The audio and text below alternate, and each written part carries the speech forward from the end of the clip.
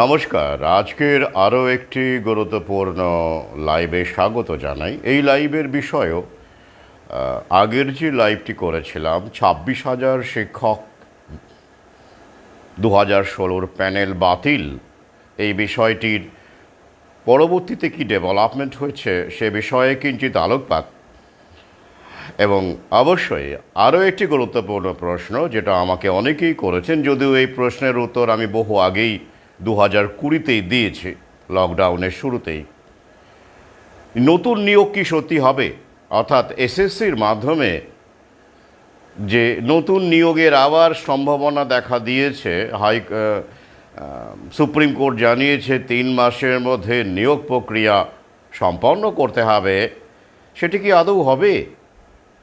SSC, school service commission, তো যারা এসএসসির কথা ভাবছেন এবং আবার নতুন করে চাকরি মানে স্থায়ী পদে যেমন আগের মতো সব হতো আর কি, তো তেমন চাকরির কথা ভাবছেন তারা অবশ্যই এই ভিডিওটি শেষ পর্যন্ত শুনবেন, প্রশ্ন করবেন।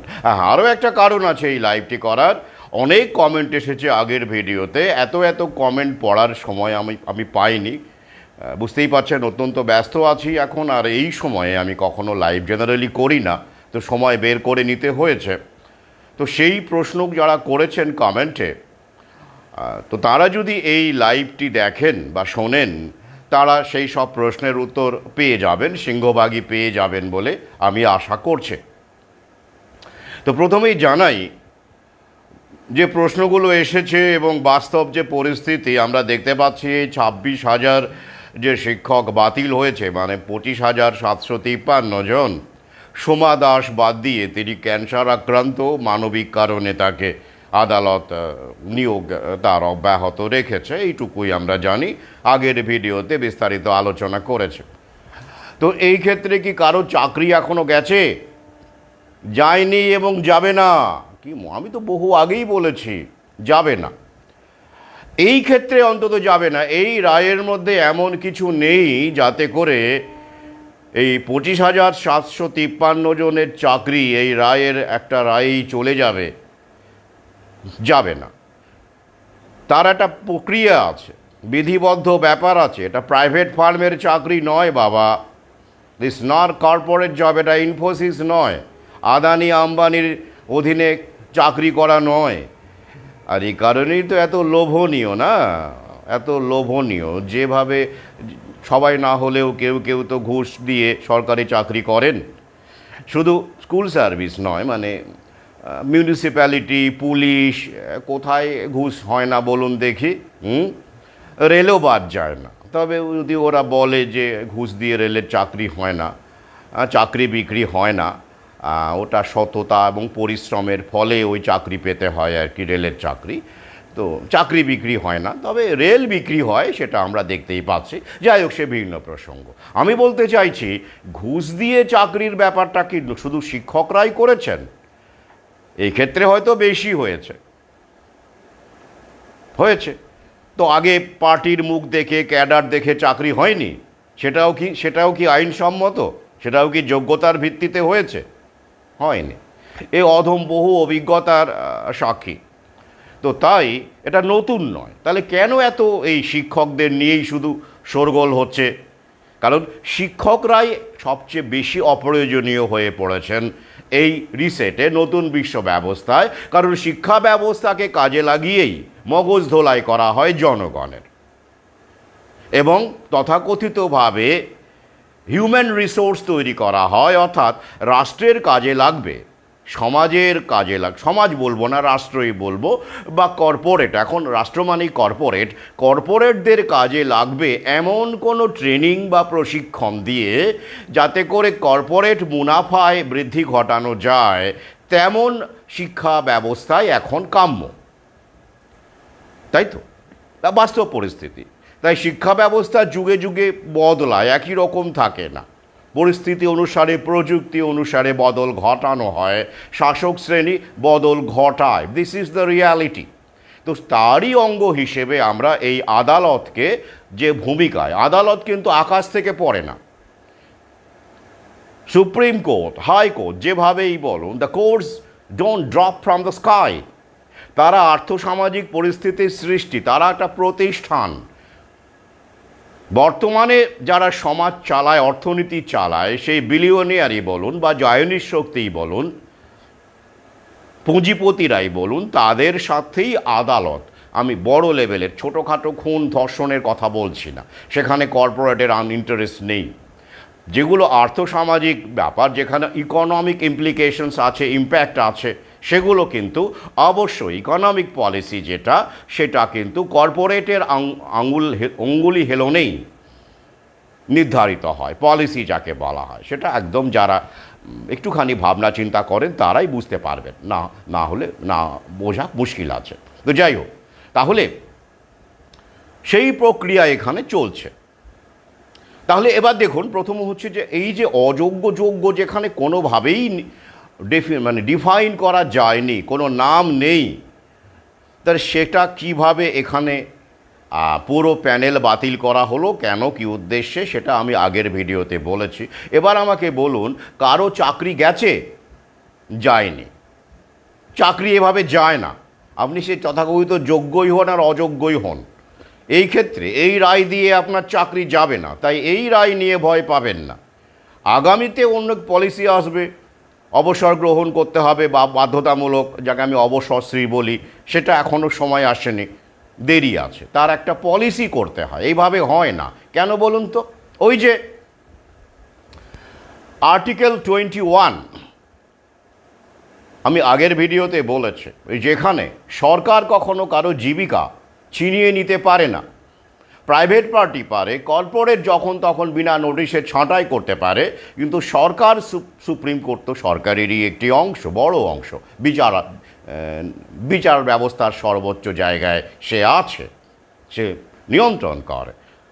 তাহলে তার রায়কে সামনে রেখে সরকার ছাঁটাই করে দেবে, যেখানে যোগ্য অযোগ্য কোনো আলাদা করা যাচ্ছে না বলে পুরো প্যানেলটাই ছাঁটাই করে দেবে। যারা অ্যাপয়েন্টমেন্ট লেটার পেয়েছেন, রীতিমতো বিধি মেনেই পেয়েছেন, সেখানে তো যোগ্য অযোগ্য লেখা নেই। কে মেয়াদ বহির্ভূতভাবে পেয়েছেন, ব্যাক ডেটে তো হয়, আমরা জানি। অনেকেই বলছেন যে বিকাশ ভবনে ইন্টারভিউ দিয়ে অনেকে চাকরি পেয়েছেন। তো সেই ইন্টারভিউয়ের যে ডেটটা, সেটা কি সেভাবে কি সাজানো হয়নি? আপনার বুদ্ধি কি বলে? তো সুতরাং সরকারি সিলমোহরের অ্যাপয়েন্টমেন্ট লেটার আপনারা পেয়েছেন, তো সরকারকেই এই বিষয়ে দায়িত্ব নিতে হবে। ত্রিপুরার কেসটি আলাদা, এটার সঙ্গে এটা নিয়ে ভিন্ন ভিডিও করতে হবে, তাহলে ভিডিও দীর্ঘ হয়ে যাবে। ত্রিপুরার বিষয়টি আলাদা, এই বিষয়টি ভিন্ন, একেবারেই ভিন্ন, দুটো প্রেক্ষিতেও আলাদা। আমি পরে এই নিয়ে লাইভ করব। প্রশ্নটি, মন্তব্য যিনি করেছেন তাকে স্বাগত জানাই, ভালো প্রশ্ন করেছেন, ওয়েলকাম।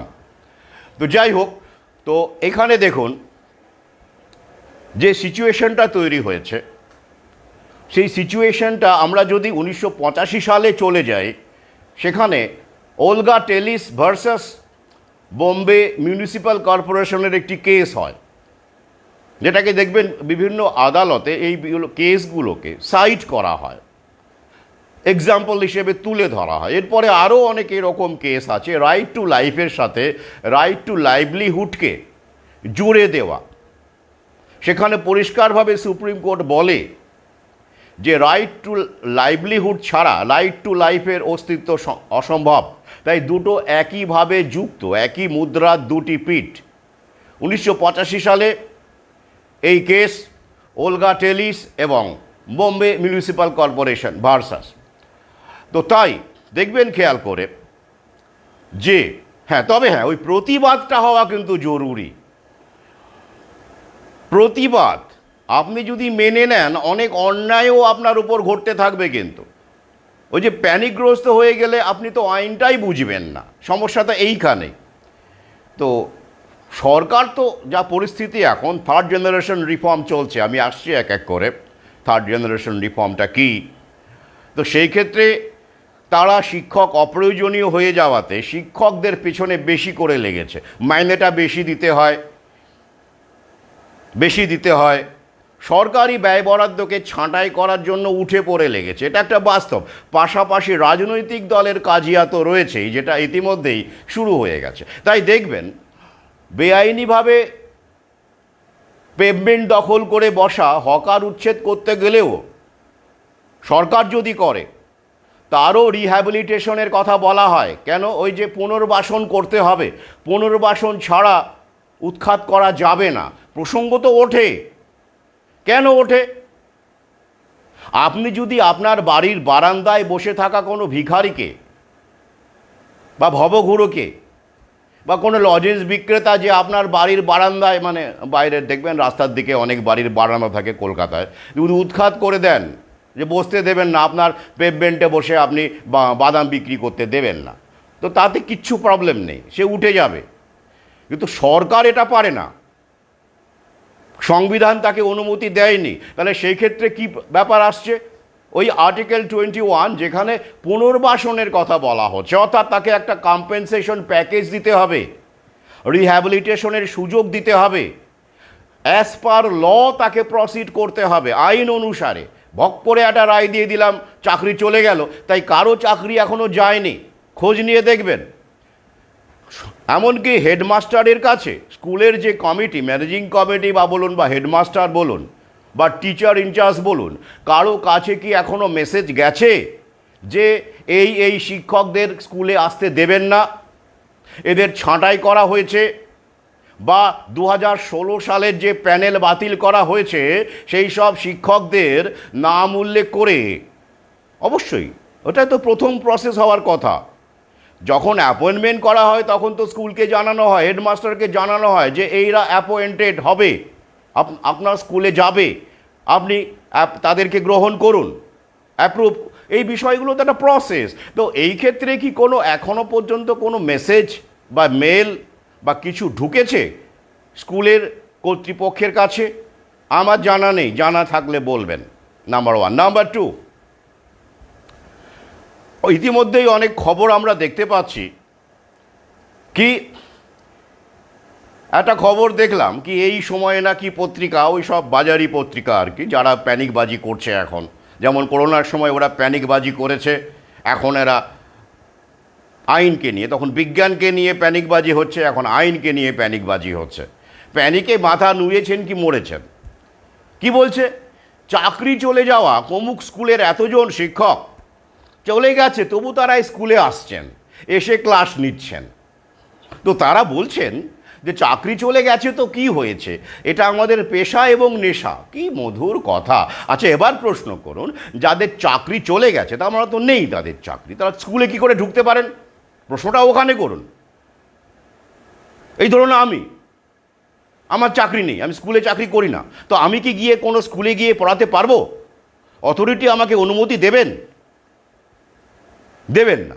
যদি না কোনো বিশেষভাবে কনসিডার করা হয় বা বিশেষ কোনো ব্যাপার থাকে, তাহলে একজন মানুষ একটা স্কুলে গিয়ে হুটহাট করে, তার যতই যোগ্যতা থাক, সে পিএইচডি হোক, একটা স্কুলে গিয়ে আপনি আপনাকে পড়াতে পারবেন? আপনি গিয়ে পারবেন না। তাহলে এটা তো ছাঁটাই হয়ে গেছে। তাহলে এরা স্কুলে গিয়ে দিব্যি পড়াচ্ছে কেন? এই প্রশ্নটা করুন। বোকা বোকা খবর। কি চাকরি চলে গেছে, তবু এরা এসেছেন, ক্লাস নিচ্ছেন, মাইনে পাবেন না বা এরম কিছু, তা সত্ত্বেও নেশা এবং পেশা। বাহ বাহ, ক্লাস দিচ্ছে কেন? কারা দিচ্ছে ক্লাস নিতে? আইনত ক্লাস নিতে দেওয়া আটকানোর কোনো অধিকার নেই তো, আসবে না। কি মুশকিল, মিলিয়ে নেবেন আমার কথা। নেই তো অধিকার, কি করে আটকাবে? তাই আমি বারবার বলছি, হতাশাগ্রস্ত না হয়ে যারা এই প্যানেলের শিকার হয়েছেন, মানে এই তথাকথিত আদালতের যে রায়, ভার্ডিক্ট, এটা আমি ডিক্রি বলবো না, ডিক্রি ভার্ডিক্টের ফারাক আমি আগের লাইভে বলেছি। তারা মনে জোর রাখুন, আইন আপনাদের পক্ষে। কেন পক্ষে আসছি? আইন আপনাদের পক্ষে আছে। সুপ্রিম কোর্টের রিভিউয়ের অপশন আছে, 137 ধারা। এখনও কিছু শেষ হয়নি, অনেক খেলা বাকি আছে, রাজনৈতিক দলে অনেক খেলাধুলা হবে সামনে আবার ইলেকশন, ভোট। কিন্তু মনের জোর রাখুন, কোনো বেপরোয়া পদক্ষেপ নেবেন না, কোনো প্যানিকবাজিতে মদত দেবেন না। স্কুলে যেমন যাচ্ছিলেন সেভাবেই যান। আপনি যদি আবার স্কুলে যাওয়া বন্ধ করে দেন, এটা কিন্তু আপনার বিরুদ্ধে একটা অস্ত্র হয়ে যাবে, সাবধান। যেটা ওরা চাইছে। আপনি হতাশ হয়ে গেলেন, স্কুলে যাওয়াই বন্ধ করে দিলেন। It will be against you, it will be used against you. তখন আপনি কি বলবেন, কই আপনাকে তো স্কুলে আসতে বারণ করা হয়নি, আপনাকে তো মেসেজ দেওয়া হয়নি যে স্কুলে আর আসবেন না, তাহলে আসেননি কেন মশাই? তখন আপনি ফাঁপড়ে পড়ে যাবেন। তাই যেমন স্কুল চলছে তেমন স্কুলে যান, এতদিন যেমন গেছেন, মন দিয়ে পড়ান, সমবলে আরও মন দিয়ে পড়ান। ছাত্রদের কাছে আপনারা তো জানেন how to handle students, how to handle them. আপনারা তো করেছেন, সেসব কোর্স টোর্স করেছেন, বিএড করেছেন, এমএড করেছেন। তো তাদের সঙ্গে কথা বলুন, ইন্টারাকশন করুন, অ্যাজ ইফ কিছুই হয়নি। ব্যাপারটা এইভাবে করুন, মনের ওপর যেন কোনো চাপ না পড়ে। বাকিটা দেখুন কি হয়, ওয়েট অ্যান্ড ওয়াচ। কি হবে আমি আগেই বলে দিয়েছি। এবার দেখুন, শুভেন্দু অধিকারী মহাশয় তিনি একটি বিবৃতি দিয়েছেন, আপনারা শুনে থাকবেন, রাজনৈতিক নেতা। তিনি কি বলেছেন? যোগ্যদের যাতে কখনোই চাকরি না যায় আমরা সেটা দেখব। আমরা যোগ্যদের খুঁজে বের করে একটা তালিকা করছি। তার মানে করা সম্ভব? আচ্ছা, এটা জানতাম না, তারে করা সম্ভব। উনি বলছেন উনি যোগ্যদের তার তালিকা করবেন আর কি, জানিয়ে দিয়েছেন।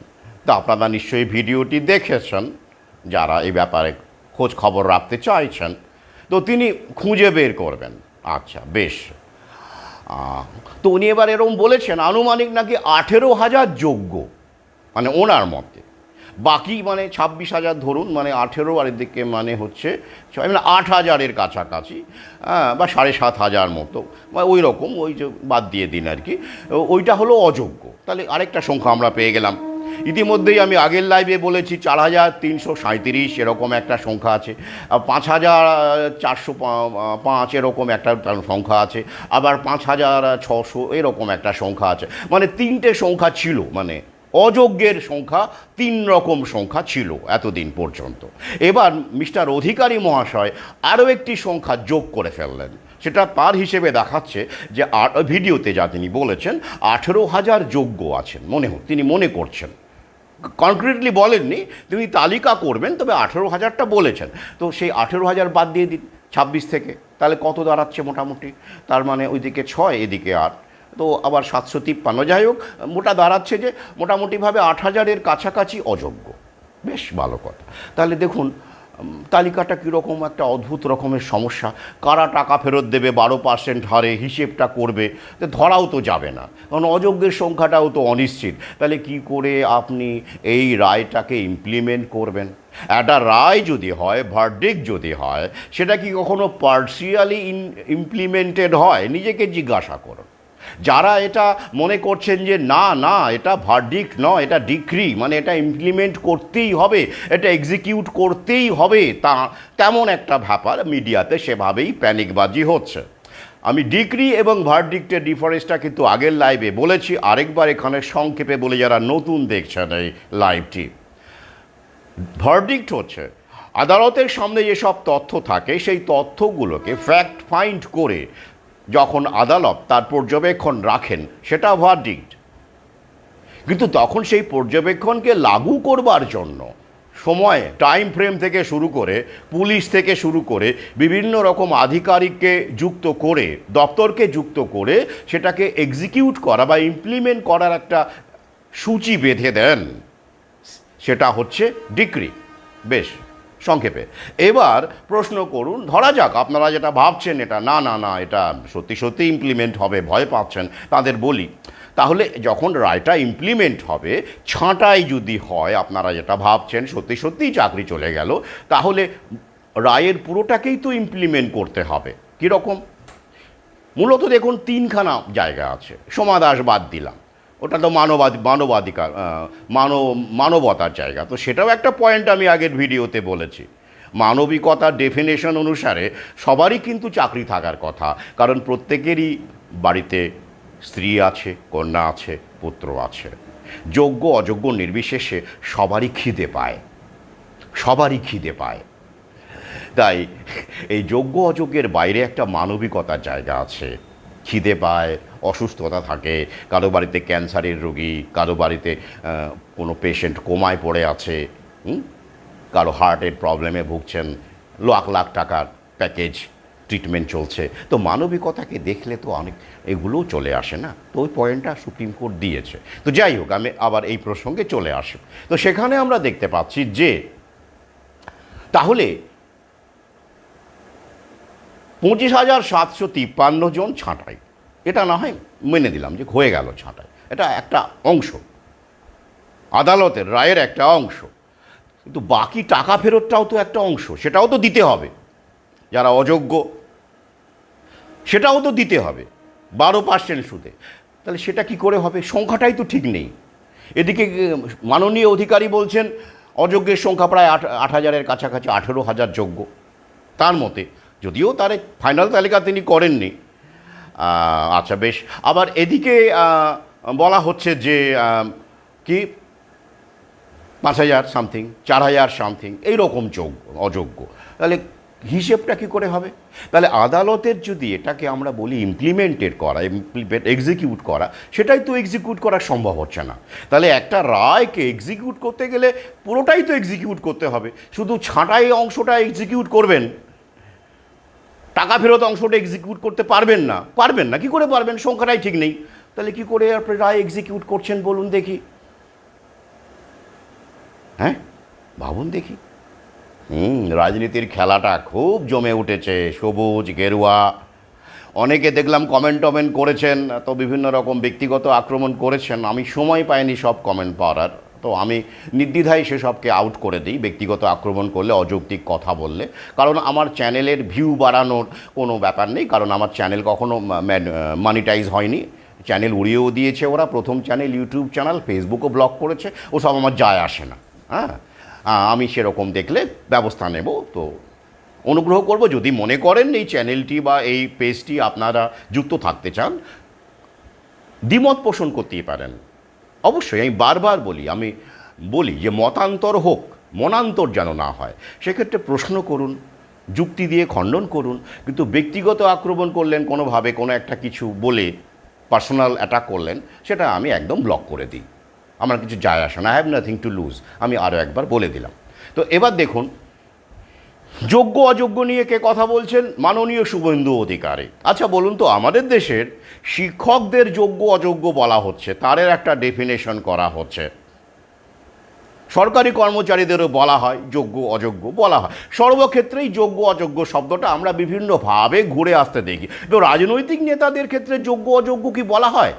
আচ্ছা, যে উনি আগে একটা অন্য দল করতেন, আপনারা তো জানেন কি দল করতেন, শাসক দলের সঙ্গেই ছিলেন, তো পরে আবার তিনি এই দলে এসেছেন। শুধু উনি নন, এরকম বহু রাজনৈতিক নেতায় করে থাকেন।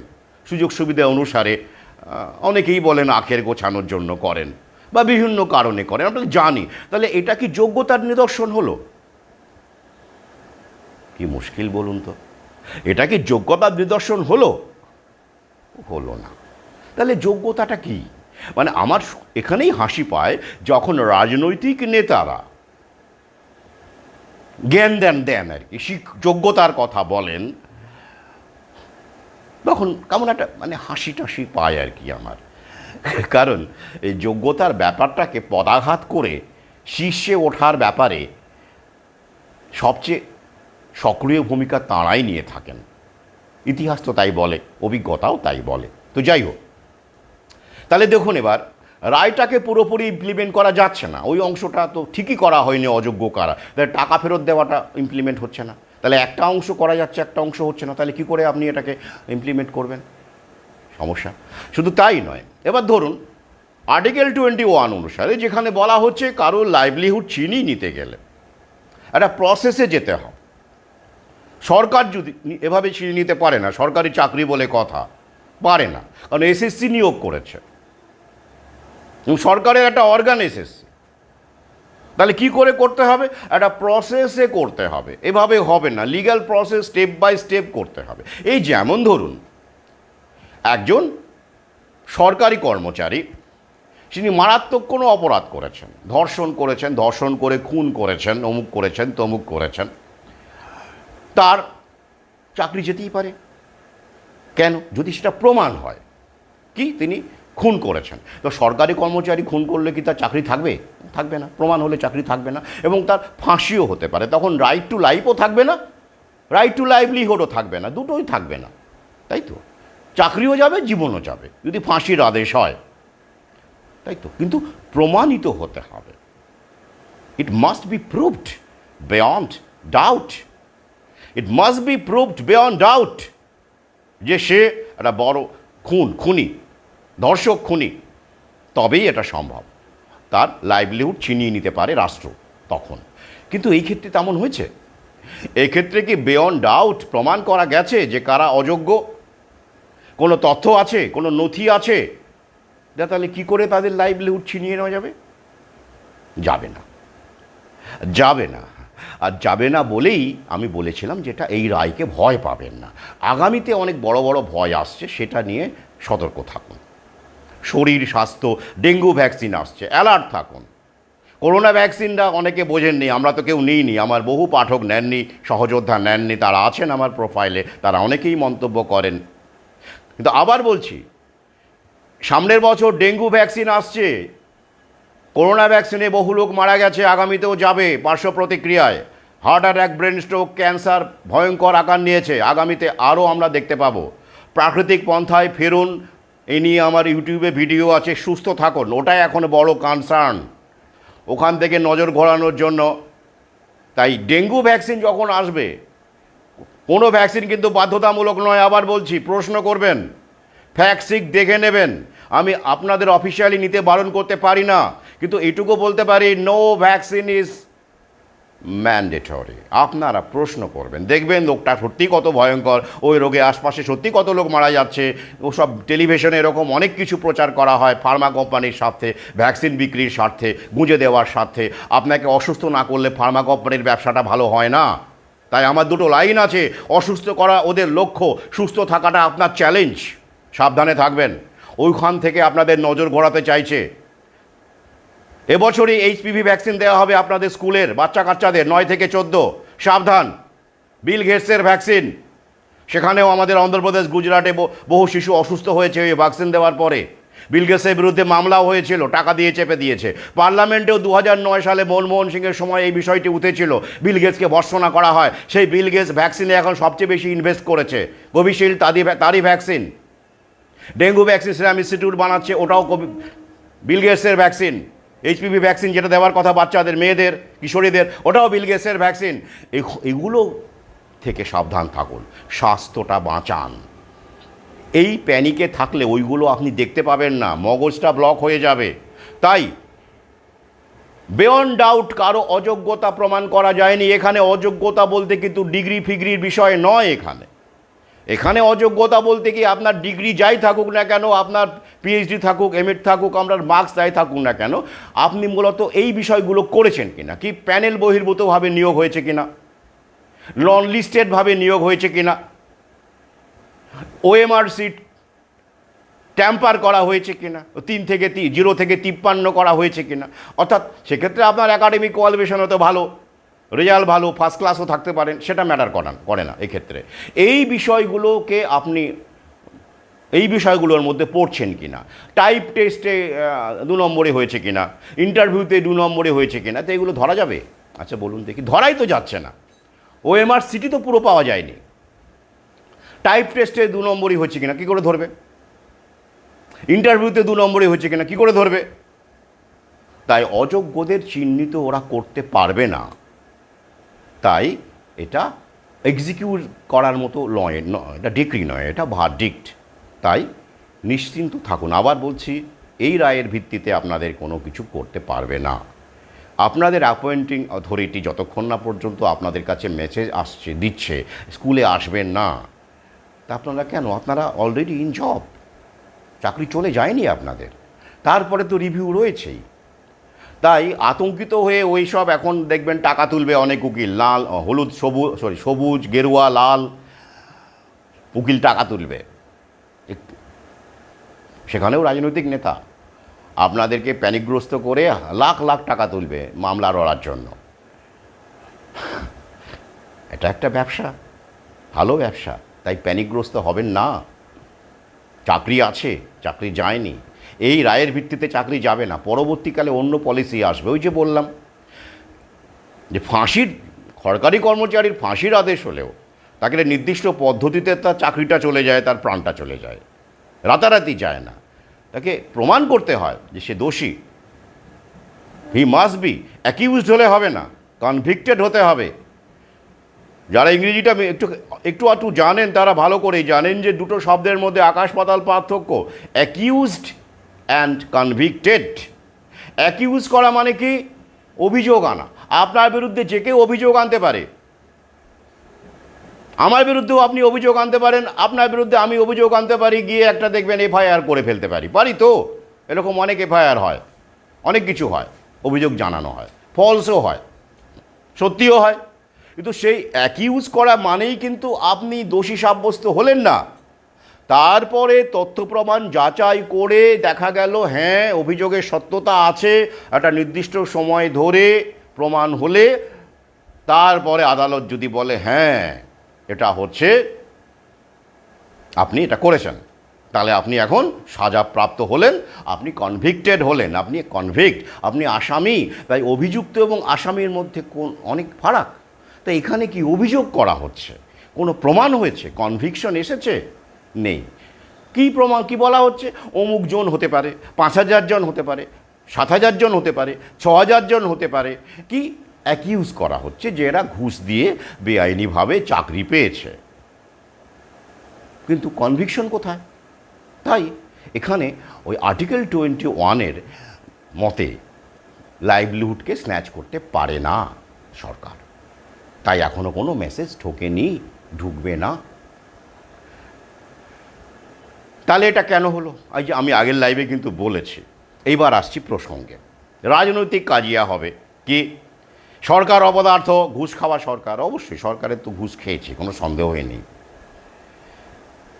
এই করে আরেক বিরোধী রাজনৈতিক দল তারা যোগ্যের পাশে দাঁড়াবে। তারা ভাববে বাহ দারুণ দারুণ, যোগ্য মানে যোগ্যতার সঙ্গে আমরা আছি, দারুণ একটা গিমিক তৈরি হবে আর কি। কিন্তু কেউ বলবে না যে অ্যাপয়েন্টমেন্ট লেটারগুলো তো ওরা কেউ নিজে নিজে টাইপ করেনি, তার সেইখানে আধিকারিকগুলোকে কেন ধরা হচ্ছে না? আধিকারিকদের চাকরি তো সবার আগে যাওয়ার কথা ছিল। আমার বক্তব্য খুব সিম্পল, যা চাকরি বাকরির পরিস্থিতি, সাধারণ মানুষ, যুধিষ্ঠির তো সবাই নয়, হতে পারে না, যা পরিস্থিতি, টপ লেভেলের লোকজন আদানি আম্বানি পর্যন্ত 2 নম্বরই করছে ইনকামের জন্য, অ্যাসেট অ্যাকোয়ার করার জন্য, ঘুষ পর্যন্ত দিচ্ছে। ওই যে এটা নিয়ে আমার ভিন্ন ভিডিও আছে, সোলার এনার্জিকে এখন একচ্ছত্র আধিপত্য করবার জন্য green energy Adani green energy তারা কতটা ইউকেতে বিদেশে ঘুষ দিয়েছে, এটা নিয়ে তো কেস চলছে এখন। তো তাহলে তো টপ লেভেলের এত এত হাজার হাজার কোটি টাকা থাকার পরেও ঘুষ দিচ্ছে আদানি, খবর আছে, তথ্য আছে। তো তাহলে একটা সাধারণ ছেলে যদি ঘটিবাটি বিক্রি করে চাকরির জন্য ঘুষ দেয়, সে সমর্থনযোগ্য মোটেই নয়। আমার বক্তব্য, দুর্নীতির বিরুদ্ধে প্রতিবাদ হলে সর্বস্তরে হোক। রাঘব বোয়ালরা ছাড় পেয়ে যাবে কেন? ওই যে গরিবেরা ভোট দেয় আর বড় লোকেরা নোট দেয়, সর্বস্তরে হোক। তাহলে আমার প্রশ্ন যে তখন এই আধিকারিকরা যারা তো অলরেডি চাকরি করছেন, পদে আছেন, তাদের তো উপার্জনের অভাব নেই, তারা কেন আরও বেশি উপার্জনের জন্য উপার্জনের লোভে পড়ে ঘুষটা নিলেন? অন্যায় যে করে, অন্যায় যে সহে তব ঘৃণা তারে যেন তৃণ সমদহে, এই ব্যাপারে কোনো সন্দেহ নেই। রবি ঠাকুর ঠিকই বলেছেন, যে ঘুষ দিচ্ছে সে অন্যায় করছে, যে নিচ্ছে সেও অন্যায় করছে। কিন্তু আমার প্রশ্ন, গুরু পাপটা কে বেশি করছে? একটু ভাবলেই বুঝবেন। যে অসহায় হয়ে চাকরির জন্য ঘুষ দিচ্ছে, কারণ তো সে চাকরিটা চায়, তার তো নেই, নাহলে সে করবে কেন? তার যদি কিছু থাকতো, তার যদি আদানির মতো তার অবস্থা হতো, সে ঘুষ দিয়ে চাকরি করতো? নিশ্চয়ই না। তার মানে অবস্থা তার ভালো না, সে একটু বা বেটার ভালো থাকতে চাইছে, তাই সে করছে। আমি কিন্তু আবার বলছি, জাস্টিফাই করছি না, আমি দুটোর পার্থক্য করতে চেষ্টা করছি। কীরকম? তাহলে সে এটা করছে, কিন্তু যে ঘুষটা নিচ্ছে সে তো অলরেডি আধিকারিক, তার তো একটা চাকরি আছে, বা সে তো নেতা, সে তো অলরেডি ওয়েল এস্টাবলিশড। তার মানেটা কি, তার পাপটা অনেক বেশি, তার অন্যায়টা অনেক বেশি। কারণ সে এস্টাবলিশ থাকা অবস্থাতে তার চেয়ারটাকে কাজে লাগিয়ে, তার ক্ষমতাকে কাজে লাগিয়ে, তার দম্ভকে কাজে লাগিয়ে সে উপার্জন থাকা সত্ত্বেও আরও উপার্জনের জন্য সে ঘুষ নিচ্ছে। অপরাধটা বেশি না? অবশ্যই বেশি।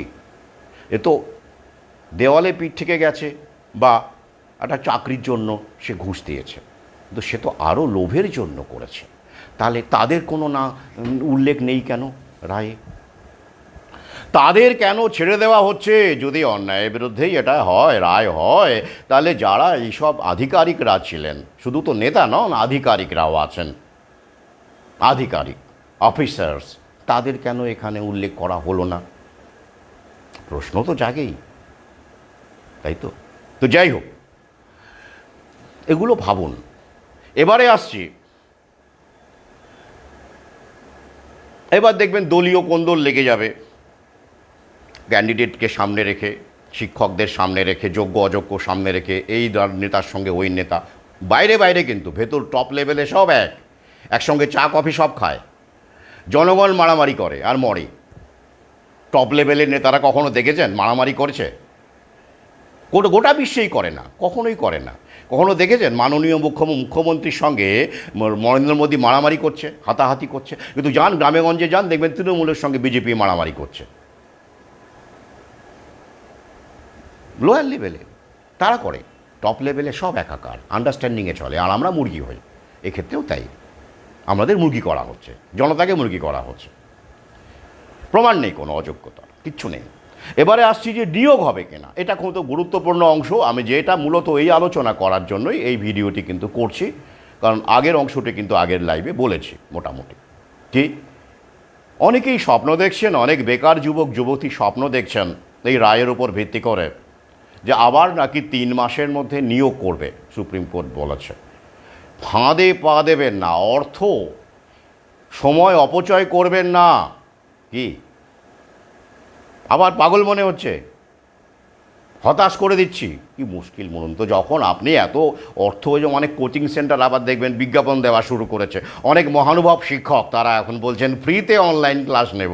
ফ্রিতে কিছু হয় না, 2-1 দিন ক্লাস নেওয়ার পরে তিনি পয়সা চাইবেন, এগুলো কায়দা। তো এবার এটা হবে আমি জানি, কারণ কি অনেক নেতার বিএড কলেজে ছেলে মেয়েরা ভর্তি হচ্ছে না। অনেক রাজনৈতিক নেতার বিএড কলেজ আছে, আপনারা তো জানেন, সেখানে এসএসসিটা হচ্ছে না বলে ছেলে মেয়েরা ভর্তি হচ্ছে না, কমে গেছে ভর্তির সংখ্যাটা। মুশকিল। তাদের নেতাদের দিকটাও রাখতে হবে, তারা তো ডাইরেক্ট দালাল, মানে আমাদের জায়নিক শক্তির, আন্তর্জাতিক শক্তির ডাইরেক্ট দালাল তারা। তাদেরও একটু তাদেরকে তো সঙ্গে নিয়ে রাখতে হবে, তবেই তো ভ্যাকসিনটা গুঁজে দেওয়া যাবে না। তো তাদের বিএড কলেজগুলো লসে চলছে। তো এবার যদি এসএসসির একটা ধুয়ো তোলা যায়, তাহলে আবার বিএডে ভর্তি হবে, ওদিকে আবার হরিয়ালি ঘটি বাটি বিক্রি করে ও বিএডে ভর্তি হবে। আবার কি হবে? যেসব যুব সমাজ অসন্তোষে ছিল, কি করবে ভাবছিল, তারা এবার নতুন আশায় বুক বাঁধবে। মূল্য ঝুলিয়ে দেওয়া হবে, মানে এইভাবে বয়সটাকে শেষ করে দেওয়া। অন্য জীবিকা, অন্য কর্মসংস্থানে তো কোনো সুযোগ নেই, যদিও বাবা কেউ কিছু চেষ্টা করবে, সেইটাকেও ওরা বন্ধ করে দিতে চাইছে, মেরে দিতে চাইছে। ভাবুন কতটা ডেঞ্জারাস এই শাসক শ্রেণী। আপনারা ভাবছেন যে এই লোকটা কেন এইভাবে বলছে যে এসএসসিতে আর নিয়োগ হবে না, কোনো গ্রাউন্ড আছে? আলবাত আছে। আমি এটা এখন শুধু বলছি না, 2020-তে লকডাউন শুরু হবে বা হচ্ছে, এই সময়ে দাঁড়িয়েই আমি তখন অ্যালার্ট করে দিয়েছিলাম যে শিক্ষক নিয়োগ আগের মতো করে স্থায়ী পদে আর সরকারিভাবে হবে না। সেই সময় আমার পাঠক তালিকায় আমার সহযোদ্ধা অনেকেই যারা এসএসসির প্রিপারেশন নিচ্ছিলেন, তারা আমার উপর ভরসা করে তারা ছেড়ে দেন, এবং তারা ভালো আছেন, অন্য জীবিকায় তারা এখন করে কমে খাচ্ছেন। এটা আমি 5 বছর আগে বলেছিলাম, সেটাই আমি আবার বলছি, কারণ আবার এই যে এসএসসি নিয়োগের কথা বলা হচ্ছে। এই অধম এসএসসির ইংরেজি পড়িয়েছে আমার অনেক ছাত্র, এখনও কেউ কেউ ফেসবুকে আমাকে খুঁজে পেয়েছে। তারা জানে আমার শিক্ষা প্রতিষ্ঠান ছিল, আমি নিজে এসএসসি ইংরেজি পড়াতাম, বহু ছাত্রছাত্রী গোটা ওয়েস্ট বেঙ্গলের বিভিন্ন স্কুলে তারা এখন পড়াচ্ছেন। হ্যাঁ, সেই অধম করোনাকালের আগেই, কিছুদিন আগে থেকেই যারা এসএসসি পড়ার জন্য আমাকে ফোন করতো যে স্যার আপনি আবার কবে পড়াবেন অমুক তমুক, তাদেরকে স্ট্রেট বলে দিতাম যে না, আর এসএসসিতে নিয়োগ হবে না, সময় নষ্ট করিস না বা করো না, অর্থের অপচয় করো না, হবে না। আমি ফিরিয়ে দিতাম। উপার্জনের ইচ্ছে থাকলে, মানে এইভাবে উপার্জন, মিথ্যে কথা বলে উপার্জনের সুযোগ থাকলে, ইচ্ছে থাকলে বহু উপার্জন করতে পারতাম। এই তো কাল পরশু আবার ফোন এসেছিল, এই যে এসএসসির গল্প, তাকে আমি যা বলার বলে দিলাম। কিন্তু এইটা তো শুধু একজনকে ফোনে বললে হবে না, বাকিরা তো সেই আবার ফাঁদে পড়ে যাবে, পরে আরও হতাশ হবে, সময় নষ্ট হবে, অর্থ নষ্ট হবে। তাই এই কারণেই আমি ভিডিওটিতে আসার সিদ্ধান্ত নিলাম, যাতে করে আপনারা এসএসসির ফাঁদে আর পড়বেন না। কেন, আপনি বলতেই পারেন কী বেসিসে করছেন এটা। দেখুন, স্কুল সার্ভিস কমিশন যে সময়ে তৈরি করা হয়েছিল, প্যানেল নিয়োগ, আপনারা জানেন এক সময় আগেকার যে সরকার ছিল হাজার হাজার নিয়োগ করেছিল সেই সময়, সেটা তখন পলিসি ছিল, যাতে করে গ্রামে গঞ্জে সর্বত্র তথাকথিত শিক্ষাটাকে পৌঁছে দেওয়া যায়, যাতে করে করোনার প্যানিকটাকে কাজ করে। জানো তো, অশিক্ষিত লোক কিন্তু প্যানিক পায় না। এই শিক্ষা ব্যবস্থার গুণ হচ্ছে যত বেশি তথাকথিত শিক্ষা ছড়িয়ে দিতে হবে, তত বেশি মানুষ ভয় পাবে। তাই করোনার ভ্যাকসিনটা সফল হলো এবং করোনার প্যানিকটা সফল হলো। তো সেটা কাজটা মিটে গেছে। এখন ডিজিটাইজেশন এসে গেছে, এআই এসে গেছে, স্মার্টফোন এসে গেছে, বিভিন্নভাবে বিভিন্ন প্রযুক্তি এসে গেছে। তাই এখন আর ওই শিক্ষক নিয়োগের দরকার নেই। সবচেয়ে বড় বেসরকারিকরণ এসে গেছে, প্রাইভেটাইজেশন এসে গেছে। তারা নিয়োগ করবে, এখন তাদের রমরমা হবে। সেটা আপনারা দেখবেন গ্রামে গঞ্জেই প্রাইভেট স্কুলগুলো এখন মাথা চাড়া দিয়ে উঠছে। তবে আগামীতে ছোটোখাটো প্রাইভেট স্কুলও থাকবে না, সব বিগ কর্পোরেট হাউসের ছাতার তলায় চলে যাবে। সর্বক্ষেত্রে এটা হবে। তো এই পলিসিটা কেন হলো, কখন হলো বলুন দেখি? এটা কি একদিনে হয়েছে? না, এই পলিসিটা অ্যাকচুয়ালি আমাদের দেশে ফার্স্ট জেনারেশন রিফর্ম শুরু হয় স্বাধীনতার পরপরই। রিফর্মটা কি? অর্থনৈতিক সংস্কার। জিডিপিকে ঠিক রেখে দেশের উন্নতির সাথে কোট আনকোট জনতার স্বার্থে যে অর্থনৈতিক সংস্কারের প্রয়োজন পড়ে, সেটা ইকোনমিক রিফর্মস, যেটা ফার্স্ট জেনারেশন শুরু হয় স্বাধীনতার পরে। তারপরে 1991 থেকে 2001 বা 2000 এইরকম সময় পর্যন্ত চলে সেকেন্ড জেনারেশন রিফর্ম, দ্বিতীয় স্তরের আর্থিক সংস্কার নীতি। মনমোহন সিং যার দরজা খুলে দিয়ে যান নেপের মাধ্যমে, ইকোনমিক পলিসির মাধ্যমে। সেই সময় কি করা হয়, ভারতের বাজারকে খুলে দেওয়া হয় এবং ডিসইনভেস্টমেন্ট করা হয়, অর্থাৎ লাভজনক সরকারি সংস্থাগুলোকে পর্যন্ত বেচে দেওয়া হয়, প্রাইভেটের হাতে তুলে দেওয়া হয়। নবরত্ন কোম্পানিও বলে কিছু থাকে না, কোনো বাজ বিচার নেই, সবাইকেই তুলে দেওয়া হয়। আপনারা জানেন, সেলের গল্প জানেন, ভেলের গল্প জানেন, যারা আমাদের মতো বয়সের কাছাকাছি আছেন বা স্টাডি করেন।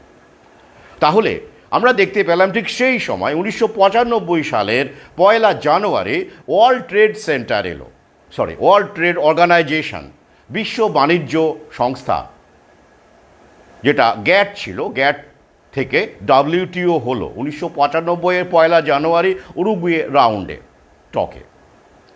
অর্থাৎ সংক্ষেপে কি, বিশ্ব বাণিজ্য সংস্থার উদ্দেশ্য কি, গোটা বিশ্বে বেসরকারীকরণ এবং পুঁজির বিস্তার, ছোটোখাটো ব্যবসা, ছোটোখাটো স্বনিযুক্তিকে ধ্বংস করা, কথায় র্যাম্পেন্ট প্রাইভেটাইজেশন। এটাই হচ্ছে WTOর লক্ষ্য, পরিষ্কার গল্প। এবং গোটা বিশ্বে, অর্থাৎ দেশের, শুধুমাত্র দেশের সংস্থাকে রক্ষা করার জন্য আইন করা যাবে না, লেভেল প্লেয়িং গ্রাউন্ড করতে হবে। অর্থাৎ আমাদের দেশে যদি আমেরিকার কোনো টিভি কোম্পানি ব্যবসা করতে চায়, তো আমাদের দেশের টিভি কোম্পানি যদি কেউ মানে ইন্ডিজেনাস কোনো প্রযুক্তি দিক, যাই হোক, যে কোনোভাবে হোক, দেশের কোনো টিভি কোম্পানি যদি ব্যবসা করে, তাহলে দুটোর ক্ষেত্রে একই আইন রাখতে হবে। অর্থাৎ বাইরের কোম্পানি বলে ট্যাক্স বেশি চাপাবেন, ওটা করা যাবে না। দেশের কোম্পানির বেলায় যে ট্যাক্স আমেরিকার কোম্পানির বেলায়ও তাই একই ট্যাক্স নিতে হবে, অর্থাৎ লেভেল প্লেইং গ্রাউন্ড। তার ফলে কী হলো দেখলেন তো, আমাদের দেশে যত টিভি কোম্পানি ছিল, কেলট্রন বলুন, কোনার্ক বলুন, আপট্রন বলুন, উঠে গেল না? থাকলো? কারা থাকলো? দেখে নিন কারা আছে। অর্থাৎ এটাই পলিসি। লেভেল প্লেইং গ্রাউন্ডের নাম করে ওরা তৃতীয় বিশ্বের দেশগুলোকে ঢুকবে, মাল্টিন্যাশনাল কোম্পানিগুলো সব ক্ষেত্রে ঢুকে স্বনিযুক্তিকে ধ্বংস করবে, ধ্বংস করে ওরা ওদের আধিপত্যটাকে টোটাল কন্ট্রোলকে কায়েম করবে। সেটাই হলো ডব্লিউটিওর মূল লক্ষ্য। তো সেটা ভারত সই করে প্রথম ক্ষেতেই, একদম 1995-এর 1 জানুয়ারি ভারত ডব্লিউটিওতে সই করে। ইতিমধ্যে পাল্টা যে পাওয়ার ছিল, সোভিয়েত ইউনিয়ন, জানেন কোল্ড ওয়ার চলছিল, এই দুটোর মধ্যে ব্যালেন্স ছিল বলে গোটা বিশ্বে কিন্তু এই ধনতান্ত্রিক আগ্রাসন বা জায়নিস্ট আগ্রাসন করতে পারেনি ওরা। কিন্তু যেই সোভিয়েত ইউনিয়ন 1991 সালে ভেঙে পড়ল, গর্বাচভ ভেঙে দিলেন, তো সেই সময় মানে তার কারণে এই কারণে গর্বাচভকে শান্তি পুরস্কার দেওয়া হয়েছিল, নোবেল শান্তি পুরস্কার। কারণ সোভিয়েত ইউনিয়নকে ভাঙার পিছনে গর্বাচভেরই একটা বড় অবদান আছে। যেমন আমাদের মাননীয় মোদিও আগামীতে নোবেল পুরস্কার পেতে পারেন, ভালো ক্যান্ডিডেট, তিনি দেশকে বেঁচে দিচ্ছেন ভালো রকমভাবে। এবং সমস্ত রাজনৈতিক দলই সেটা জানেন, তারাও ভেতরে ভেতরে ক্ষীর খাচ্ছেন, বাইরে বিপ্লবী শাসছেন, সবাই জানেন টপ লেভেলে। তো যাই হোক, তাহলে কি দাঁড়ালো, এই ডব্লিউটিওর আরও একটা দিক আছে, কি বলুন তো, যেটা আমরা দেখতে পেলাম যে 1991 থেকে 2001 পর্যন্ত সেকেন্ড জেনারেশন রিফর্ম হলো, যেখানে আমরা বেসরকারিকরণ আরও তীব্র আকার মানে বড় আকারে দেখতে পেলাম, ডিসইনভেস্টমেন্ট দেখতে পেলাম। এবং এখন আমরা কি দেখতে পাচ্ছি, থার্ড জেনারেশন রিফর্ম। আগে হ্যাঁ সেটাই চলছে এখন। সেখানে কি হবে, মূল কথা সহজে বলি, থার্ড জেনারেশন রিফর্মে সরকারি বলে কিছু থাকবে না। পিক ফর্মে গেলে সব বেসরকারি হাতে চলে যাবে। কিছু জিনিস যেমন ডিফেন্সের ব্যাপারটা, আর্মির, তাও আর্মির যারা ম্যানুফ্যাকচার বলুন, এই যে ধরুন গোলা বারুদ, প্লেন ইত্যাদি ইত্যাদি যারা বানাবে, সব প্রাইভেট পার্টি বানাবে। রেলের ক্ষেত্রেও তাই দেখবেন, রেলে বন্দে ভারত কোচ কারা বানাচ্ছে, মনে হচ্ছে সরকারি, আসলে না। সরকারি যেসব ম্যানুফ্যাকচারিং ইউনিটসগুলো ছিল, যারা রেলের কম্পার্টমেন্ট বানাতো, তাই না, দেখবেন অনেকেই আছে, যে সব থেকে শুরু করে সেগুলো আছে, ভেঙে দেওয়া হয়েছে বা শেষ বা রুগ্ন, সেখানে কোনো বরাত দেওয়া হচ্ছে না, টেন্ডার দেওয়া হচ্ছে না সরকার থেকে, অর্থাৎ এভাবে মেরে ফেলো। অর্থাৎ সরকারিভাবে পিএসইউ যেগুলো ছিল, পাবলিক সেক্টর আন্ডারটেকিং, সেগুলোকে শুকিয়ে মেরে দাও এবং বরাতগুলো, টেন্ডারগুলো আদানি আম্বানিদের দাও, খুব সহজ পাব। তাই দেখুন বন্দে ভারত কারা বানাচ্ছে, আগামীতে যত এক্সপ্রেস ট্রেন আছে সব বন্দে ভারত হয়ে যাবে এবং সমস্ত কোচ ওরাই বানাবে। অর্থাৎ খুব কৌশলে ছাপটা সরকারের, কিন্তু বানাচ্ছে, কন্ট্রোল করছে বেসরকারি পার্টি। এভাবেই চলছে, শিক্ষা ব্যবস্থাও তাই হবে এবং সেই প্রস্তুতিটাই চলছে এখানে। তাই বলি, এই যে থার্ড জেনারেশন রিফর্ম চলছে, এক্ষেত্রে আরেকটা দিক কি আছে, নন প্ল্যান এক্সপেন্ডিচারকে একেবারেই ছেটে ফেলা হবে, মিনিমাইজ করা হবে। সেটা কি, যদিও এখন আর নন প্ল্যান এক্সপেন্ডিচার বলা হয় না, এখন বলা হয় রেভিনিউ এক্সপেন্ডিচার, যেটা 2016 সাল থেকে প্ল্যান এক্সপেন্ডিচার, নন প্ল্যান এক্সপেন্ডিচার দুটো ভাগ ছিল, সেটাকে ক্যাপিটাল এক্সপেন্ডিচার আর রেভিনিউ এক্সপেন্ডিচার, এই দুটো ভাগে, দুটো হেডে ভাগ করা হয়েছে। ক্যাপিটাল ইনভেস্টমেন্ট হচ্ছে ওই অ্যাসেট জেনারেশন, সেখানে আমি যাচ্ছি না। রেভিনিউ এক্সপেন্ডিচার হচ্ছে যেখানে মাইনে, স্যালারি, ইন্টারেস্ট, সরকারকে তো লোন নেয় সরকার, তার ইন্টারেস্ট, কর্মচারীদের মাইনে ইত্যাদি অংশগুলো, অর্থাৎ গভর্নমেন্ট রান করার জন্য যে ব্যাপারগুলো লাগে, সেটা রেভিনিউ এক্সপেন্ডিচারের মধ্যে পড়ে। এবং এই যে থার্ড জেনারেশন রিফর্ম আমরা দেখতে পাচ্ছি, তাতে করে তথাকথিত জিডিপি গ্রোথ বাড়ানোর জন্য এই রেভিনিউ এক্সপেন্ডিচারে লাগাম টানা হচ্ছে। আর লাগাম টানা হচ্ছে বলেই নিয়োগ বন্ধ, কারণ নিয়োগ মানেই স্যালারি দিতে হবে এবং স্যালারি মানেই রেভিনিউ এক্সপেন্ডিচার, সেটা বন্ধ। আপনারা দেখুন, কিছুদিন আগেই রেলের একটা বড় পরীক্ষা ছিল, বন্ধ হয়ে স্থগিত হয়ে গেল। আপনারা খেয়াল করে দেখবেন, বিভিন্ন কায়দায় কোশ্চেন পেপার লিক হচ্ছে, এরকমভাবে মানে বিভিন্ন রকমভাবে অজুহাত দিয়ে ওরা পরীক্ষাগুলোকে ক্যান্সেল করছে। কেন? রেভিনিউ এক্সপেন্ডিচার, যেটা আগে নন প্যান এক্সপেন্ডিচার ছিল, সেটাকে ছাঁটাই করা হচ্ছে, রিডিউস করা হচ্ছে। তার ফলে স্যালারি অ্যাকাউন্ট, স্যালারি খাতে, মাইনের খাতে, সাবসিডি খাতে, হ্যাঁ সাবসিডিও এর মধ্যে পড়ে, রেভিনিউ এক্সপেন্ডিচারের মধ্যে সাবসিডিও পড়ে, তো এগুলোতে বন্ধ হয়ে যাবে, মানে মিনিমাইজ করতে করতে শূন্য হয়ে যাবে। সাবসিডির ব্যাপার দেখুন না কেন, গ্যাসের ক্ষেত্রে সাবসিডি তুলে নেওয়া হয়েছে, এখন কত টাকা পান? 1 টাকা 2 টাকা কখনো কখনো ঢোকে, তাই তো? অর্থাৎ এটা হচ্ছে থার্ড জেনারেশন রিফর্ম চলছে, যেখানে সাবসিডি কাট, স্যালারি খাতে কাট, এগুলো সব কাট হবে। বেশ, তাহলে এবার এসএসসিতে নিয়োগ কী করে হবে? খুব খুব স্বাভাবিক একটা বিষয়, স্বাভাবিক প্রশ্ন। কারণ এসএসসিতে যদি এই 26,000ই আবার নিয়োগ হয়, ধরুন বাতিল প্যানেল, টানিল ব্যাটেল হয়ে গেল বলে দিয়েছে, তাহলে নতুন করে 26,000 নিয়োগ করতে হবে ঘাটতি মেটানোর জন্য, তাই তো বলে, তথ্য তো তাই বলছে। মানে 25,753 জনকে নিয়োগ করতে হবে, তো তাদের স্যালারি দিতে হবে। শিক্ষকদের স্যালারি আপনারা জানেন, এটা হাই স্কুলের গল্প, অনার্স পিজির গল্প, স্কেল কত আপনারা জানেন, কত করে জানেন? মাইনে কত হয় শুরুতে? প্রায় 40,000 টাকা, কোনো ক্ষেত্রে আরও বেশি। তাহলে এই যে মাইনেটা কোত্থেকে আসবে? রেভিনিউ এক্সপেন্ডিচার থেকে আসবে। সেটা শুধু কেন্দ্রীয় সরকার নয়, রাজ্য সরকারও একই পলিসি নিয়েছে, কিছু করার নেই। অর্থনীতি ক্ষেত্রে কি করবে রাজ্য? কেন্দ্রের কাছ থেকেই তার উপর নির্ভর করতে হয়। আর এমন নয় যে রাজ্য খুব দারুণ কিছু করবে, তা তো নয়, একইভাবেই তো দিদি মোদি সব একাকার, আমি বহু আগেই বলেছি। তাহলে এবার প্রশ্ন করুন, এসএসসির মাধ্যমে নিয়োগ কি করে হবে? তাই করোনা প্যান্ডেমিকের পরে আনলক পিরিয়ড, বহু আগেই বলেছিলাম, কোনো বিজ্ঞপ্তির মাধ্যমে চাকরি হয়েছে? দেখুন, আমাকে একটা দেখান। টেট বেরিয়েছে, 2022-এ টেট হয়েও গেছে, একটা নিয়োগ হয়েছে? হয়নি। কারণ স্যালারি খাতে, সরকারি কর্মচারীদের যে স্যালারি খাতে, সেই স্যালারি খাতে সরকার আর বরাদ্দ করবে না, রেভিনিউ এক্সপেন্ডিচারে লাগাম টানা হয়েছে এবং হবে আগামী। তাহলে প্রশ্ন হচ্ছে যে কেন করছে তারা এটা? ওরা যদি নিয়োগ হবে না, তাহলে কেন এটা করছে? এই যে কারণটা বললাম, এখানে একটা গভীর চক্র কাজ করছে, অনেকগুলো দিক কাজ করছে। এক, যুব সমাজের সামনে মূল্য ঝুলিয়ে রাখা, যাতে তারা আশায় আশায় থাকে, বিদ্রোহী না হয়, ক্ষেপে না যায়, ভোটটা দেয়। এই যে বিজ্ঞপ্তি বেরোলো, দারুণভাবে, বাহ এই তো ভাবে একটা সময় দিয়ে দিয়ে তাদেরকে প্রতিহত করা, ক্ষোভটাকে প্রতিহত করা, প্রশ্নবিত করা, হ্যাঁ প্রশ্নবিত করা একটা দিক। আরেকটা দিক কি, ওই যে বিএডে আবার নতুন করে যদি কেউ ভর্তি হয়, এই যে এসএসসি হবে এই আশাতে, 10,000 ছেলে মেয়ে ভর্তি হলেও অনেক কম টাকা হলো, একটা দিক। পাশাপাশি সামনে ভোট আছে, তাহলে এই যে খেলা, টেট পরীক্ষা হয়েছে, এর মধ্যে দেখবেন নিয়োগ নেই, তার মাধ্যমে উপার্জন হচ্ছে। আপনারা তো জানেন, পরীক্ষা বসতে গেলে একটা এন্ট্রি ফি দিতে হয়, এক্সাম ফি দিতে হয়, সেটাও ইনকাম আছে সরকারের। মানে জনতার উপরে যতভাবে, আমরা তো একতাবদ্ধ নই, ঐক্যবদ্ধ নই বলেই তো এটা ওরা করতে পারে। আমরা সবাই বিজেপি, কেউ বিজেপি, কেউ তৃণমূল, কেউ সিপিএম, আর ওরা কিন্তু সবাই একটা জিনিসই বোঝে, টঙ্কা, প্রফিট, মুনাফা। টপ লেভেলে কিন্তু সব একাকার, ওরা আন্তর্জাতিক শক্তির দালালি করে, আর আমাদের মধ্যে ভাগাভাগিটা করে, ওদের কিন্তু মধ্যে কোনো বিরোধ নেই, আমি আগেই বলেছি। তাহলে কি করবেন আপনারা? কি করবেন?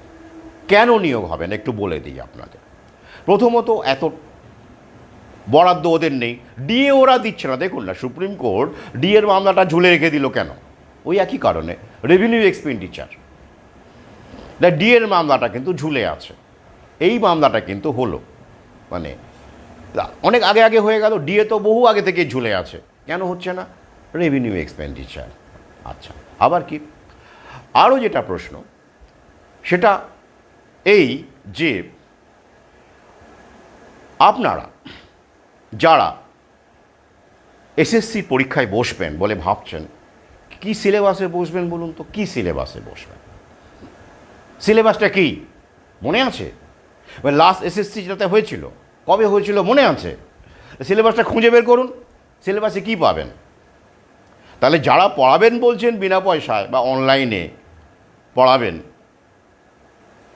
তারাও তো জীবিকা অর্জন, আর পুরো একটা চক্রবুয়ের মধ্যে ফেসে আছে। কিন্তু খুব খারাপ লাগে যখন কোনো শিক্ষক মহাশয় ইতিমধ্যেই ভালো উপার্জন করেন, বাড়ি গাড়িও আছে, তিনিও এটাকে কাজে লাগিয়ে ফেসবুকে পোস্ট দিচ্ছেন যে আসুন আবার লেগে পড়ুন, আমি বিনা পয়সায় পড়াবো, এসো তোমরা এসো, এসএসসি দাও। তা সিলেবাসে কী আছে? ওই সিলেবাসটা কবেকার সিলেবাস? 10 বছর তো হয়েই গেল প্রায়। তাহলে ওই সিলেবাসটা এখন চলবে? মানে এখন যে ছেলেমেয়েরা যে সব দিকে মোটিভেট করতে, বিজ্ঞাপন দেখলেই বুঝতে পারবেন এখন আগামীতে কী ক্ষেত্রে কর্মসংস্থান হতে পারে। আমি বারবার বলেছি, উইজডম আগেই গেছে, সক্রেটিস উইজডমের প্রতীক ছিলেন, রামকৃষ্ণও তাই, এসব চলে গেছে, এগুলোর টিআরপি নেই, এগুলোর বাজার নেই, ও আগেই গেছে।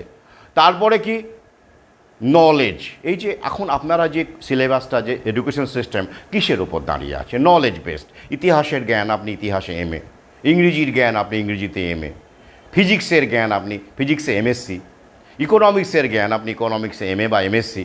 এই নলেজ বেসড, অ্যাকাডেমি বেসড তো বর্তমান শিক্ষা ব্যবস্থা, এই ডিগ্রি দেয় আর কি। এবং আপনারা যারা পড়ান তারাও এই ডিগ্রি আছে, আপনারা তারা পড়ানোর অধিকার পান সেই হিসেবে পরীক্ষা দিয়ে, তাহলে ডিগ্রি জেনারেট করে।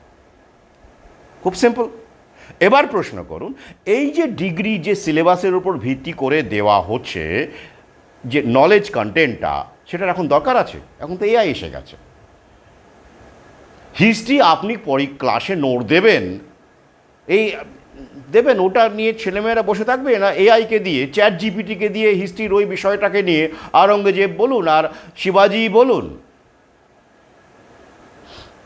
না আলেকজান্ডার দ্য গ্রেটই বলুন, নাকি বিসমার্ক বলুন, পেয়ে যাবে তো, সহজেই পেয়ে যাবে। তো আপনার কেন ক্লাস করবে এটা কেন? ওই জন্য বিল গেটস মহাশয় বলেছেন, মাঝে মাঝে এখনও বলেন, আমি বহু আগে বলেছি যে শিক্ষকদের ভূমিকা শেষ, কাজ শেষ, ডাক্তারদেরও, অনেক ডাক্তারও তাদের আর প্রয়োজন পড়বে না। তাহলে আপনাকে সরকার পয়সা দিয়ে টাকা রাখবে, এত পয়সা দিয়ে কেন রাখবে? এই বিষয়গুলো তো আর দরকার নেই। আর এগুলো দিয়ে তো কর্পোরেট সেক্টরের কোনো কাজে আসবে না। ধরুন আপনি আমাজন, এখন যারা company Adani Ambani, energy sector আছে, আইটি সেক্টর আছে, টাটা আছে, এই যে এখন তো সরকার চাকরি দেবে না, কর্পোরেট সংস্থা চাকরি দেবে। তাহলে এরা কী রকমের চাকরি লোক চাইবে, কী রকমের ওয়ার্কফোর্স চাইবে বলুন দেখি? হিস্ট্রিতে এমএ নিয়ে আপনি কোডিং করবেন? হবে না। ফিজিক্সে এমএসসি লাগবে না। এমনকি পিওর সায়েন্সেরও যারা টপ লেভেলে আছেন, আইএসআই এর মতো জায়গা, ইন্ডিয়ান সায়েন্সিফিক্যাল ইনস্টিটিউট বা খড়গপুর, এসব জায়গা থেকে যারা পিএইচডি করছেন, তাদের একটা তবু টপ লেভেলের এক ধরনের একটা জীবিকা বা চান্স একটা আছে, অল্প স্বল্প হলেও আছে। কিন্তু যারা এমনি কলেজ থেকে, সাধারণ কলেজ বিশ্ববিদ্যালয় থেকে এমএসসি বিএসসি এমএ এসব করছেন, তারা কি করবেন? বারবার বলি, তাদের চাইতে ফুচকাওয়ালার ভবিষ্যৎ অনেক বেশি সিকিওর, সাবধান থাকুন। তাহলে এই যে জায়গাটা তৈরি হয়েছে, এখন আর দরকার নেই এইসব ডিগ্রির, এইসব নলেজেরও দরকার নেই। তাহলে কি দরকার? আমি বারবার বলেছি, নলেজ বেসড এডুকেশন শেষ, এখন স্কিলের যুগ। স্কিল কীরকম? চাকরি করতে গেলেও আপনার স্কিল লাগবে এবং করে খেতে গেলেও আপনার স্কিল লাগবে। ডিগ্রি দিয়ে হবে না, নলেজ দিয়ে শুধু হবে না। হ্যাঁ, আপনি স্কিল থাকলে নলেজটাকে কাজে লাগাতে পারেন, কিন্তু সেই নলেজটাকেও বাজার দর থাকতে হবে। That knowledge must have the market value, এবং you must have the power to present it. কীরকম? ধরুন আপনি ফুচকা বানাচ্ছেন, আপনি কি সহজে গিয়ে ফুচকা বানাতে পারবেন কেউ? আমি পারবো না। এটা স্কিল, করে খেতে পারবে সে। দেখবেন অনেক ফুচকাওয়ালা কিন্তু করে খাচ্ছে এখনও, কম বেশি উপার্জন, কিন্তু করে খাচ্ছে, স্কিল। কচুরি বানানো, আমাদের এলাকায় একজন আছে কচুরি বানিয়ে বাড়ি গাড়ি করেছে, কী করে হলো? স্কিল। সবাই পারবে না। বা রং মিস্ত্রি, টাইলস মিস্ত্রি, এদের ভাতের অভাব হয় না। হ্যাঁ, এরা বিলিয়নিয়ার হয় না, কিন্তু এদের ভাতের অভাব হয় না। মোবাইল সারানো,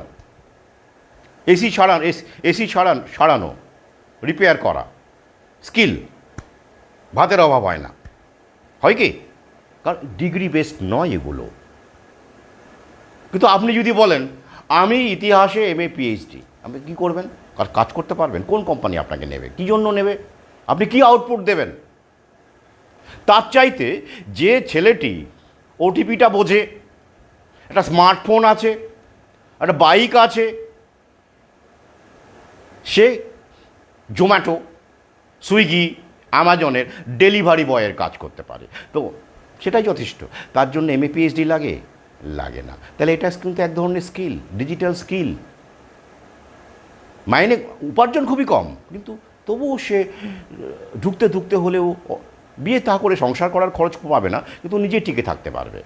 কিন্তু আপনি MA PhD, MSc PhD দিয়ে কী করবেন যদি আপনার এই স্কিলটা না থাকে? ওগুলোর কোনো মূল্য আছে? আর মূল্য কখন ছিল?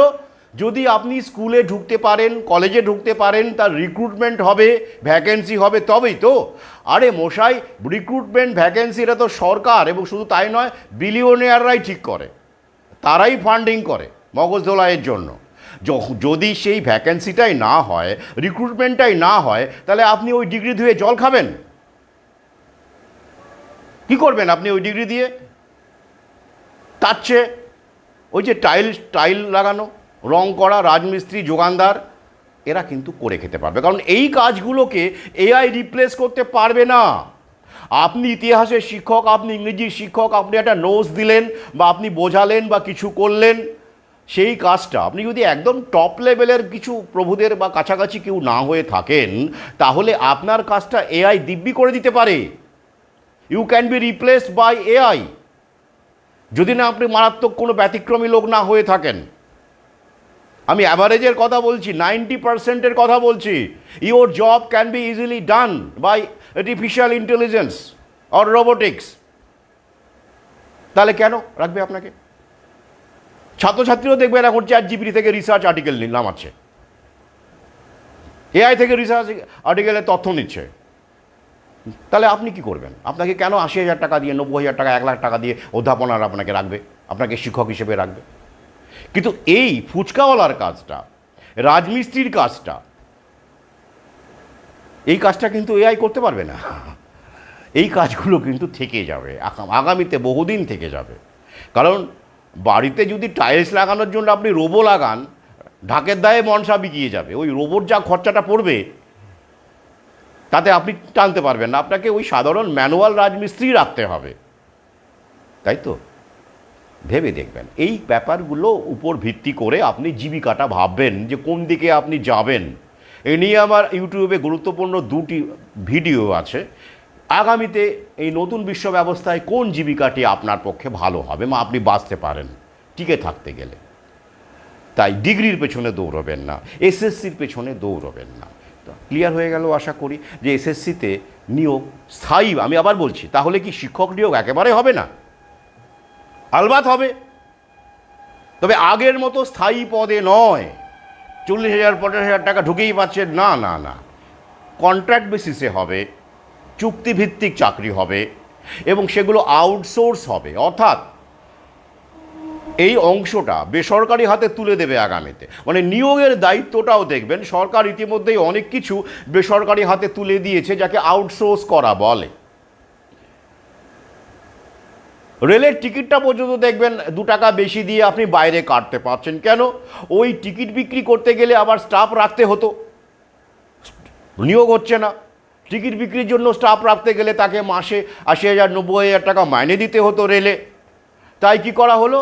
2 টাকা বেশি দিয়ে আপনি টিকিট কাটুন বাইরে থেকে, দেখবেন শিয়ালদা স্টেশনে সর্বত্র এসব চালু হয়ে গেছে। তো তাহলে কি হলো? ওই যে ছেলেটি টিকিট দিচ্ছে, সে কি 80,000 টাকা মাইনে পায়? পাচ্ছে না। তাহলে রেলের ব্যবসাটা চলছে, কিন্তু মাইনেটা, মানে রেভিনিউ এক্সপেন্ডিচারটা কাটেল হয়ে গেল। বোঝাতে পেরেছি? সর্বক্ষেত্রে এটা চালু হয়েছে, সর্বক্ষেত্রে। তবে এই কারণেই বলছি যে কন্ট্রাক্ট বেসিসে চাকরি হবে, প্রাইভেট স্কুলগুলোতে চাকরি হবে, এখনও হয় 12,000 টাকা, 10,000 টাকা, 5,000 টাকাতেও হয়, হচ্ছে তো। কিন্তু মধ্যবিত্ত যে ডেফিনেশনটা ছিল, অর্থাৎ সরকারি চাকরি করে মধ্যবিত্ত, সেটা কিন্তু শেষ। আমি বারবার বলেছি, নতুন বিশ্ব ব্যবস্থার একটা অন্যতম এজেন্ডাই হচ্ছে মধ্যবিত্তের বিনাশ। টপ লেভেল থাকবে, আর ভাতা নির্ভর বটম লেভেল থাকবে, মাঝের লেভেল থাকবে না। এই মধ্যবিত্তের 90 থেকে 95% লোয়ার লেভেলে চলে যাবে, 5% টপ লেভেলে চলে যাবে। তাদের পরিস্থিতি, টেকনোলজি, বিভিন্ন রেকমেন্ডেশন, সংযোগ ইত্যাদির উপর নির্ভর করে তারা টপ লেভেলে চলে যেতে পারবে। 5% খুব বেশি হলে, বাকি 95% নিচের দিকে চলে আসবে, বটম লেভেলে, ভাতাজীবী। তাই নতুন বিশ্ব ব্যবস্থায় ওরা ভাতা এনেছে। এই লক্ষ্মীর ভাণ্ডার বলুন, অমুক বলুন, তমুক বলুন, এসব ইউরোপে অনেক আগেই চালু হয়ে গেছে। সোশ্যাল সিকিউরিটি বলা হয়। আমি এ নিয়ে ভিন্ন ভিডিও করেছি, অমৃত শপথ 2য় খণ্ডে লিখেছি বিস্তারিত। আপনারা যারা আমার পাঠক তারা পড়েছেন। তাহলে ওরা আগেই চালু করেছে, আমাদের দেশে বিভিন্ন নামে চালু হয়েছে। কারণ নতুন বিশ্ব ব্যবস্থায় এআই বলুন, রোবোটিক্স বলুন, মেশিন লার্নিং বলুন, ওরা জব দিতে পারবে না, এত জব তৈরিই হবে না, হবে না। বিলিয়নিয়ার তৈরি হবে। করোনাকালে 40 জন নতুন বিলিয়নিয়ার তৈরি হয়েছে আমাদের দেশে। কাদের কি? আমাদেরকে এক্সপ্লয়েট করে হয়েছে। জিডিপি গ্রোথকে ওরা দেখাবে, কিন্তু এই গ্রোথটা কি বলুন তো? জবলেস গ্রোথ হবে, জবলেস গ্রোথ, অর্থাৎ জব হবে না কারো, কিন্তু গ্রোথ হবে। পার ক্যাপিটা ইনকামও কিন্তু ওরা দেখাবে, ভালো হচ্ছে, ইনকাম বাড়ছে, কাগজে কলমে আপনাকে দেখাবে। কিভাবে বলুন তো পার ক্যাপিটা ইনকামের হিসেব হয়? খুবই সহজ। ধরুন 100 জন লোক আছে, 100 জন লোকের মধ্যে একজন লোক 1 লক্ষ কোটি টাকা ইনকাম করে বছরে, ধরলাম 1 লক্ষ নাও, ধরুন 10,000 কোটি টাকা, 10,000 কোটি টাকা 1 বছরে ইনকাম করে, বিলিয়নিয়ার। বাকি 99 জন মানুষ মাসে 1,000 টাকা ইনকাম করে, বছরে 12,000 টাকা ইনকাম করে। তাহলে কি দাঁড়ালো? তাহলে বছরে 12,000 টাকা ইনকাম করে 99 জন, আর একজন ইনকাম করে বছরে 10,000 কোটি টাকা। এবার ওই 10,000 কোটির সঙ্গে ওই 12,000, 99 ইন্টু 12 প্লাস 10,000 কোটি, তাই তো? ওটা যোগ হবে, যোগ হয়ে 100 জন, 100 দিয়ে ভাগ হবে, ভাগ হয়ে দাঁড়াবে যেটা, সেটা পার ক্যাপিটা ইনকাম। ভালো বুঝুন আপনার ইনকাম কত হতে পারে। তখন কি আর আপনার ইনকাম মাসে 1,000 টাকা দেখাবে, বছরে 12,000 টাকা দেখাবে? হবে না, অনেক বেশি দেখাবে। কারণ আপনি কোটির লোকের সঙ্গে আছেন। তাই আপনার আমার পার ক্যাপিটা ইনকাম যখন ওরা দেখাবে, সেটা আদানি আম্বানি দিয়েও ভাগ হবে। বোঝাতে পেরেছি তো? এই গ্রোথটা আমাদেরকে বলবে, এই দেখুন দেশের পার ক্যাপিটা ইনকাম বেড়ে গেল, বাড়ছে। আসলে ইনকাম বাড়ছে টপ লেভেলের লোকের, বিলিয়নিয়ারদের। সেই ইনকামটা ভাগ হয়ে যাচ্ছে আমাদের সাথে, জনগণের সাথে, আর দেখাচ্ছে পার ক্যাপিটা ইনকাম বাড়বে। কিন্তু জবলেস গ্রোথ হবে, কারণ জব থাকবে না, ভাতা থাকবে।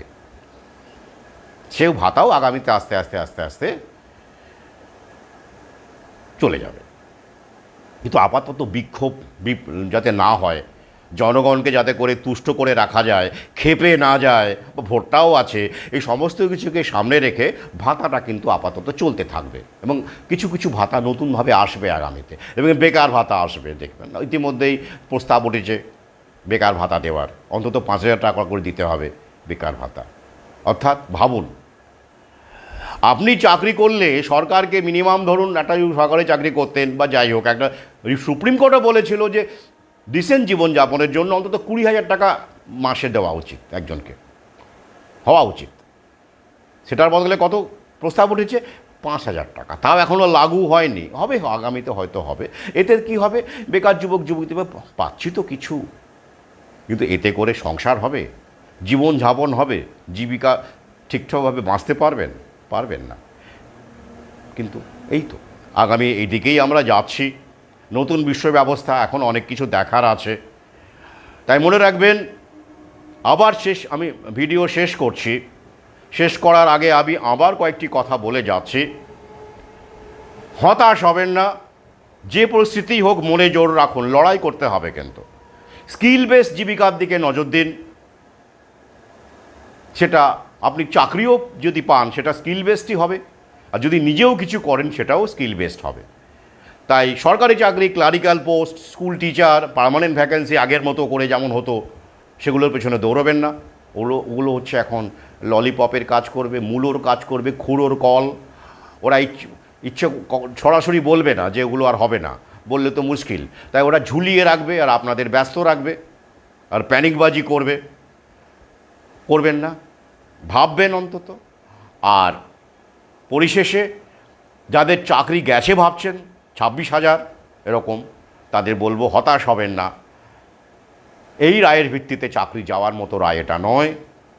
কেন নয় আমি 2 ভিডিও মিলেই বলেছি। তাই মনে জোর রাখুন, স্কুলে যান, যেমন যাচ্ছিলেন যান। আর অযোগ্যরা টাকা ফেরত দেবে 12% সুদে, সেই অযোগ্যদের তালিকাইটা নামই নেই যখন, তাহলে আপনি কেন নিজেকে অযোগ্য ভাবতে শুরু করবেন আর মনে মনে টাকা ফেরত দিয়ে দেবেন? মনে মনে টাকা ফেরত দিন, মনে মনে দিন, বাস্তবে টাকা ফেরত দিতে যাবেন না। ওটা একটা ইন্টারেস্টিং ফাঁদ আর কি। আপনি কি করবেন? ধরুন আপনি ভাবছেন আপনি মানে অযোগ্য, মানে কি খেলাটা দেখুন, এটা মাইন্ড গেম। ওরা তো পারছে না ঠিক করতে, দে কান ডিসাইড অ্যাকচুয়ালি, পারবে না ওরা, সে রাস্তাও নেই। তাহলে কী হবে? Mind game. ধরুন আপনি সত্যি সত্যি ঘুষ দিয়ে চাকরিটা পেয়েছেন, এমন তো আছেই, অবশ্যই আছেন। এবার আপনার মধ্যে একটা সবসময় ভয় হবে, আমি তো ঘুষ দিয়েছি। তাহলে আপনি হতাশায় ভুগবেন, ঝুলে পড়বেন, বা 2-1জনকে হয়তো বলেই ফেলবেন, তাই তো? এই যে একটা মাইন্ড গেম, আপনি আবার বাইরে কিন্তু স্বীকার করবেন না যে আপনি ঘুষ দিয়েছেন, আপনি যোগ্যই বলবেন নিজেকে, কিন্তু মনে মনে আপনার মনে হবে যে আপনি অযোগ্য, আপনি ঘুষ দিয়েছেন বা অমুক করেছেন, ভয়ে ভয়ে থাকবেন। তাহলে কি করবেন? কোনো দুর্বল মুহূর্তে আপনি যদি মনে করেন না গিয়ে তাহলে বলি কিভাবে টাকাটা ফেরত দেব, একদম এই কাজটা করবেন না। কারণ ওরা জানে না আপনি অযোগ্য কিনা, ওদের কাছে প্রমাণই নেই। ওটা একটা খেলা, ওটা একটা মাইন্ড গেম, আপনাকে চাপে রাখা। তার মানে কিন্তু আমি বলছি না যে আপনি ঘুষ দিয়ে চাকরি পেয়ে ঠিকঠাক কাজটা করেছেন, না না, আমি কখনো বলবো না। কিন্তু আমি আবার বলবো যে অন্যায় যারা টপ লেভেলে করেছে তাদেরকে আড়াল কেন করা হচ্ছে? সুপ্রিম কোর্ট কি সেক্ষেত্রে, মাননীয় সুপ্রিম কোর্ট কি সেক্ষেত্রে ভাববেন না তাদেরকে সামনে আনা, আধিকারিকদের সামনে আনা, যারা অ্যাপয়েন্টমেন্ট লেটার দিয়েছেন, যাদের কাছ থেকে টাইপ হয়েছে, যাদের নির্দেশে দেওয়া হয়েছে সেই দপ্তরগুলোকে, তারা তো ভার্ডিক্টের বাইরেই চলে গেলেন, তাই তো? তো যাই হোক, শেষ করছি আজকের লাইভ। সঙ্গে থাকুন, প্রশ্ন করুন। আর আবার বলছি, এসএসসিতে আবার খাটাখাটনির টাকা পয়সা দেওয়ার আগে 100 বার ভাবুন, 1000 বার ভাবুন।